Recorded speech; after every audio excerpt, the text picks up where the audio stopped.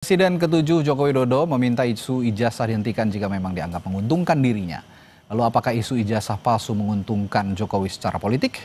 Kita akan bahas bersama juru bicara Partai Solidaritas Indonesia Beni Papa dan juga analis politik atau pakar politik Ikrar Nusa Bakti. Selamat malam Prof. Ikrar. Malam Mas Beni. Malam, Mas.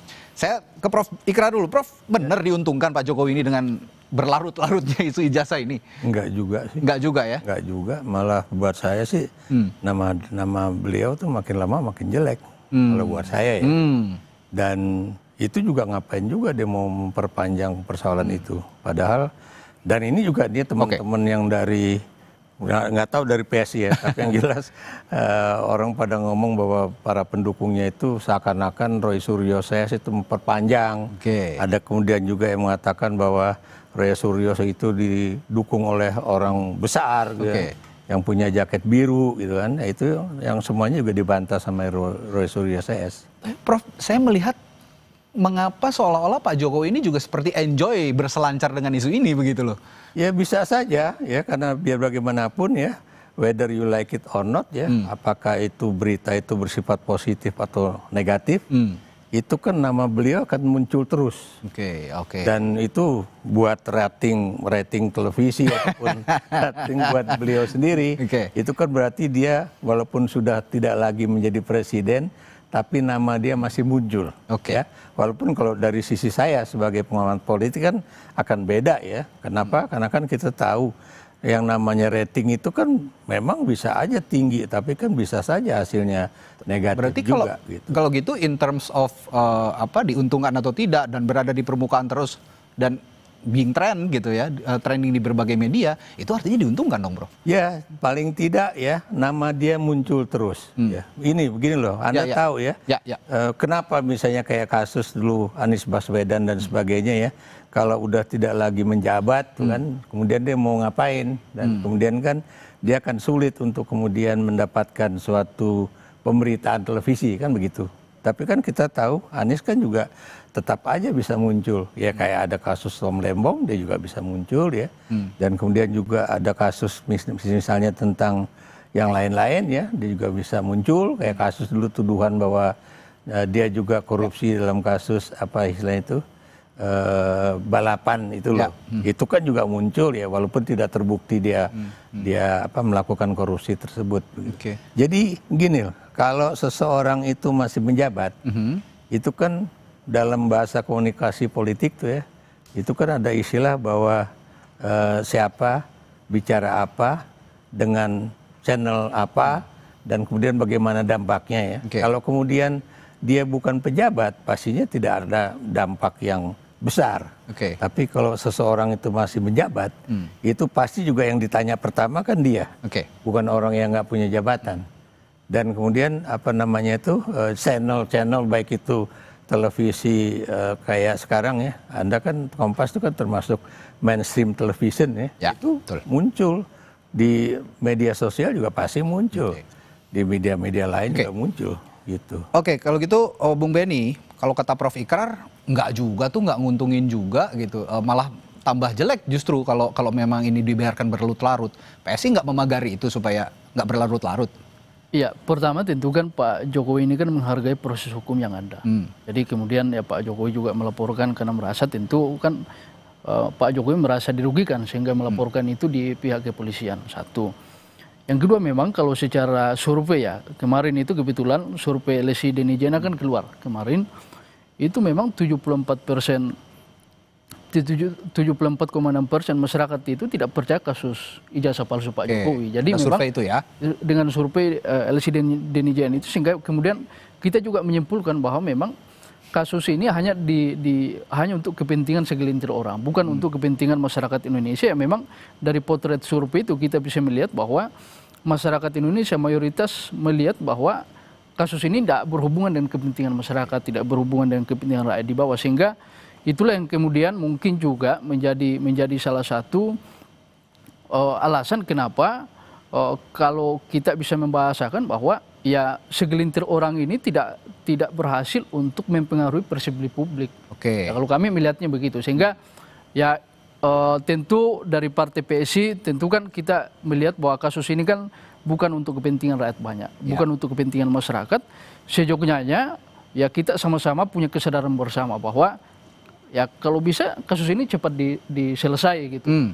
Tapi kan di lain sisi kelompok-kelompok ini yang menuduh kan masih jalan terus di media sosial, di media massa itu kan jalan terus ini kan kelompok-kelompok yang selama ini mencoba mempengaruhi publik bahwa ijazah Pak Jokowi ini palsu dan lain-lain. Nah, tapi kan masyarakat di lain sisi juga sadar bahwa kasus ini masyarakat sadar dan tahu betul bahwa tidak mungkin dan tidak masuk akal ijazah Pak Jokowi itu palsu dengan sederet dari wali kota, dari gubernur, presiden periode itu kan melalui proses verifikasi yang panjang di lembaga-lembaga negara. Jadi saya kira potret itu yang kita lihat dari survei kemarin bahwa ya memang kasus ini tidak berhasil untuk membohongi publik. Instead of alih-alih isu ini begitu ya sebenarnya merugikan atau tidak, kalau kata Prof Ikrar tadi merugikan, sebaiknya kan di stop saja begitu ya, tidak berlarut-larut. Nah, ini kalau menurut Bung Benny tadi ya itulah ada yang terus menggulirkan ini. Tapi ya itu tadi saya sama pertanyaan dengan ke Prof Ikrar. Pak Jokowi sendiri dengan dalam tanda kutip ya geng solonya itu juga reaksioner sekali, dan seolah-olah merespon itu dengan sangat-sangat reaktif. Ya ini kan yang tadi dibilang Prof Ikrar jadi trending at the surface, tetap ada di permukaan begitu. Seolah-olah ini jadinya by design gitu. Apa komentar Anda soalnya? Saya kira tidak ya, karena Pak Jokowi memang sejak awal kami beberapa kali juga ketemu Pak Jokowi ya. Memang kasus ini menjadi atensi khusus beliau. Jadi kan kasus ijazah palsu ini kan kalau kita lihat ini kan secara terang benderang ini salah satu upaya untuk mendiskreditkan kewibawaan Pak Jokowi. Sebagai pribadi Pak Jokowi maupun sebagai mantan presiden. Bayangkan seorang mantan presiden 2 periode, mantan gubernur, mantan wali kota, kemudian di akhir tidak ada alasan, tidak ada fakta, kemudian orang bebas menuduh bahwa ijazahnya palsu. Ini kan menurunkan kredibilitas nama beliau. Jadi saya kira itu yang kemudian jadi atensi dari Pak Jokowi. Tapi kalau misalnya kemarin respon Pak Jokowi, saya kira kan itu kan dikembalikan kepada publik. Tapi sekali lagi bahwa Pak Jokowi dalam posisi ini adalah salah satu pihak yang dirugikan. Dalam konteks ini, Prof, subjek yang terzolimi itu kan Pak Jokowi dalam hal ini. Tapi menurut Prof, Pak Jokowi playing victim nggak sih? Iya. Begitu. Gini, saya ingin menjelaskan ya. Kalau DNIJA itu membuat survei, kemudian menyatakan 72% orang nggak percaya gitu ya. Gitu ya. Tapi kan Anda tahu, sekarang kan teman-teman yang melakukan survei atas dasar dari media sosial mereka, ya, itu kan bisa kita lihat juga ya. Siapa yang percaya, siapa yang tidak itu kan besar sekali. Misalnya apakah Anda percaya bahwa Jokowi itu berkata benar, pasti lebih banyak yang nggak percaya gitu. Atau kemudian kalau kita lihat dari hasil surveinya siapa namanya ini, teman saya dari Indikator Politik Indonesia ya. Burhanuddin Mutadi. Burhanuddin kan juga mengatakan Prof Burhan, terjadi suatu penurunan yang signifikan dari kasus ijazah palsu Jokowi ini ya. Memang tidak sedikit, memang nggak terlalu drastis ya, tapi kalau buat dari pendekatan survei itu sangat signifikan. Itu satu ya. Kedua ya, kalau tadi Anda katakan ya bahwa kemudian itu tadi saya bilang Roy Suryo CS atau kemudian ada orang besar ya dengan jaket biru mendanai dan sebagainya ya. Pertanyaan saya, siapa yang kemudian menerus-teruskan kasus ijazah palsu? Buat saya Pak Jokowi sendiri. Ya, itu maksudnya. Ya, saya beri contoh ya. Kalau beliau tidak melaporkan kasus ini ke Polda Metro Jaya, tidak akan ada kasus ini berlarut-larut. Itu satu. Kalau kemudian dia juga duduk manis aja di rumah di Solo, dan kemudian seperti yang juga beliau ungkapkan kepada ibu-ibu yang menjadi jurnalis itu kan dia ngeliatin gini, nah liatin aja. Ini loh ijazah asli saya, dan kemudian tinggal kemudian kita melihat itu benar asli atau ada yang lain. Kalau dia ngeliatin begini selesai itu.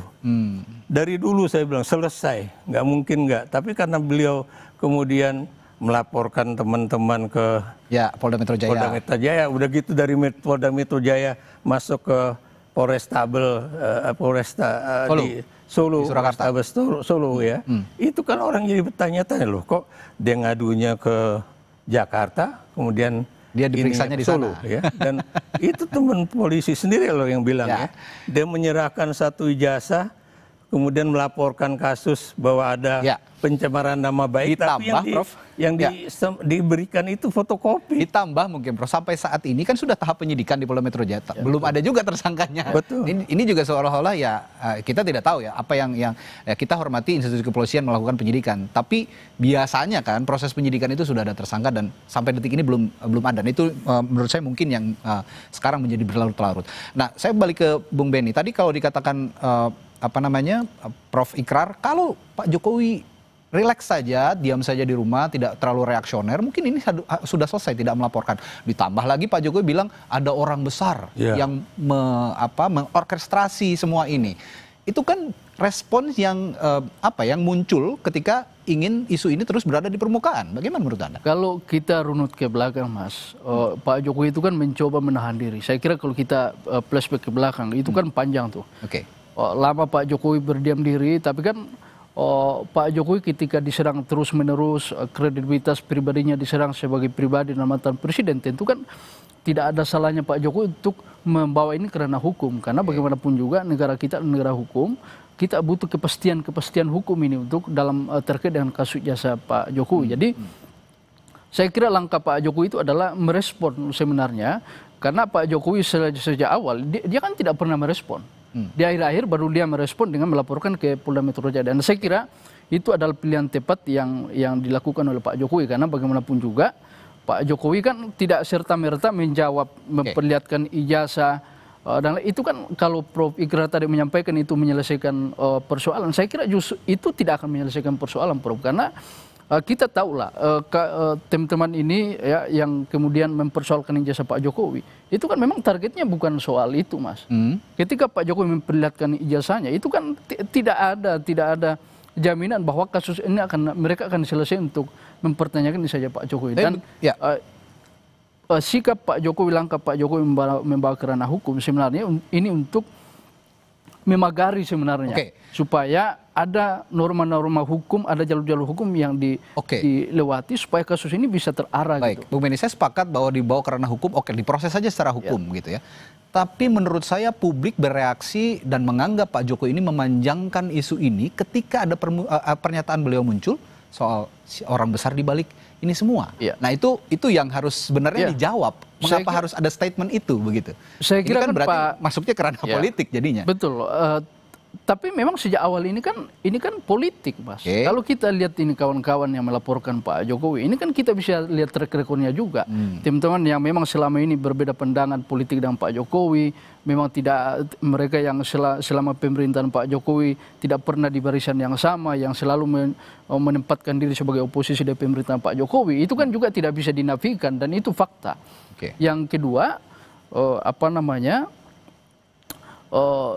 kedua, ya ini adalah bagian dari respon Pak Jokowi terkait itu. Jadi saya pikir jangan juga kita kemudian menyalahkan Pak Jokowi gara-gara melaporkan ini. Karena memang ini sejak awal adalah satu desain politik. Ya bahwa kemudian Pak Jokowi menyampaikan di belakang ini ada orang lain, ada satu orang besar.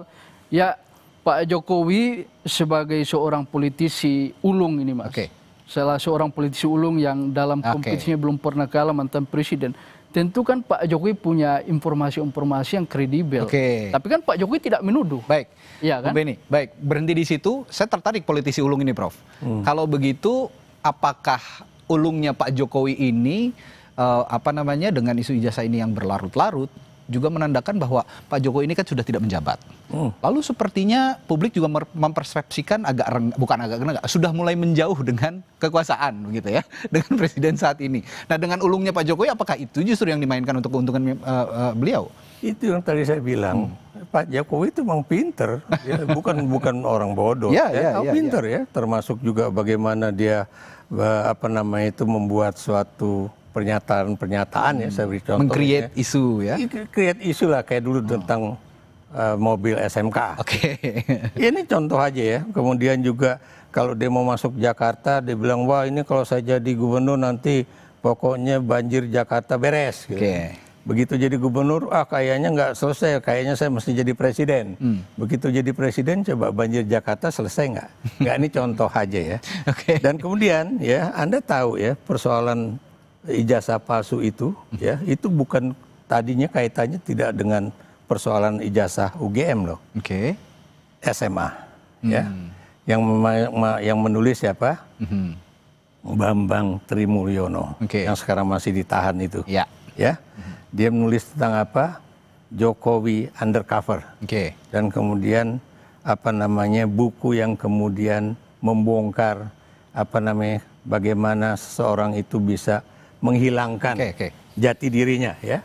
Itulah awal dari munculnya kasus ini, ya. Dan kemudian tiba-tiba Jokowi muncul kan di pertemuan dengan teman-teman di UGM kan, bilang ini nih dulu pembimbing saya Pak Kasmujo, Anda masih ingat ya? Itu 2017. Ini Pak Kasmujo, ini pembimbing skripsi saya bolak-balik, galak banget orangnya, tapi gara-gara beliau akhirnya skripsi saya selesai. Ada isu tentang itu habis itu? Enggak, Bung, ya, tidak ada. Sampai kemudian kasus ini muncul kembali pada tahun berapa? 2022, ya kan? Dan kemudian akhirnya Pak Kasmujo merasa, wah ini bahaya nih. Kenapa? Karena ini pasti saya yang kena kasus hukum. Makanya dia bilang, saya bukan pembimbing skripsi Joko Widodo. Saya waktu itu masih 3B. Dan itu masih pangkat rendah. Kalau gitu pertanyaan terakhir saya buat Bung Benny nih. Untung atau tidaknya, kan malam hari ini konteksnya untung atau tidak ya, isu ini dalam konteks politik untuk Pak Jokowi. Kalau begitu, untung atau tidaknya tergantung keulungan Pak Jokowi mengelola isu, benar tidak? Begitu. Bukan di situ takarannya. Anda yang mengatakan tadi politisi ulung Pak Jokowi itu. Pak Jokowi politisi ulung. Selama ini kan tidak berkompetisi, tidak pernah kalah, Mas. Tapi dalam konteks ini kan juga berbeda, Mas. Saya kira sejak awal, sekali lagi saya sampaikan bahwa sejak awal Pak Jokowi memang pada posisi yang memang dirugikan dengan kasus ini, maka beliau melaporkan. Tapi sekali lagi bahwa kita hormati prosedur hukum yang sedang berlaku, biarkan itu di kepolisian yang membuktikan itu. Ada prosedur kepolisian yang kita ini. Tapi sekali lagi kami ingin sampaikan dari Partai PSI bahwa ayolah kita ini satu isu yang memang tidak ada nampaknya untuk masyarakat. Beberapa survei dari indikator dari dari LSI DNIJA itu kan membuktikan bahwa masyarakat itu tidak percaya dengan kasus ini. Artinya kalau masyarakat tidak percaya, ya sebaiknya kasus ini tidak perlu diperbesar lagi, karena ya segelintir orang ini sudah berapa bulan mempengaruhi persepsi publik, masyarakat juga tetap tidak percaya karena masyarakat itu melihat bahwa Pak Jokowi ini pertama, Pak Jokowi melihat bahwa dari selama berkompetisi, verifikasi jasa ada. Yang kedua, yang paling penting adalah masyarakat itu, di pikiran masyarakat itu melihat bahwa Pak Jokowi ini punya track record kepemimpinan yang betul-betul masyarakat rasakan. Jadi kalau ada persoalan ijazah, masyarakat tidak melihat itu sebagai satu persoalan yang harus dilihat sebagai konsen masyarakat, karena masyarakat sudah tidak percaya dengan isu-isu yang dibangun oleh segelintir orang itu, karena orang juga masyarakat sudah tahu latar belakang kelompok ini. Kita juga sudah tahu, Mas, masyarakat sudah tahu. Ya, kedepannya sih kita semua berharap, publik tentu juga berharap isu ini juga tidak berlarut-larut karena masih banyak permasalahan bangsa yang harus kita urusi begitu. Jadi tidak berkutat di masalah ijazah Pak Jokowi saja. Tapi ya itu tadi untuk untuk tidak memperpanjang, perlu juga kejujuran dari masing-masing pihak, termasuk juga Pak Jokowi. Apa salahnya memang kalau memang ada tuntutan ijazah ini ditampilkan, ya silahkan gitu ya. Baik, terima kasih Prof. Ikrar sudah datang ke studio Kompas TV dan juga Bung Benny. Sampai ketemu lagi, selamat malam, sampai jumpa Pak.